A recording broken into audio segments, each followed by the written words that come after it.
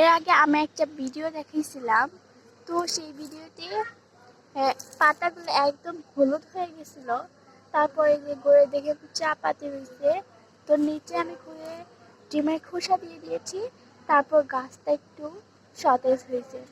তো আপনাদের বা কোনো গাছ যদি হলুদ হয়ে যায়, তাহলে যে আপনার চা পাতা অথবা যেদিন বৃষ্টি নামবে সেখানে রাখবেন, তাহলে এই গাছটা একদম পরিপূর্ণ সতেজ হয়ে যাবে। যেমন এই যে এই গাছটা, একটা গাছ যে আমি ছোট চারা লাগায় রাখছিলাম, তো দেখেন গাছটা একদম হলুদ হয়ে গেছিল, তো আস্তে আস্তে এটা সবুজ হইতেছে।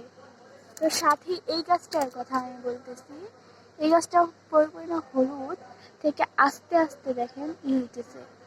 তো এটা নিয়ে তো টেনশন করার কোনো কিছু নাই, অথবা গাছটা যে বারবার তুলবেন তা না। আর অথবা যদি এই যে এরকম নিচে কারেন্টে কোনো খোসা থাকে, কলার খোসা আপনারা দিতে পারেন। তো কারেন্টে যদি পুরনো পাতা থাকে, তাহলে এটা ছিঁড়ে দিবেন। আমি এগুলো ছিঁড়ে দিয়েছি, যার কারণে একটু সতেজ হয়েছে।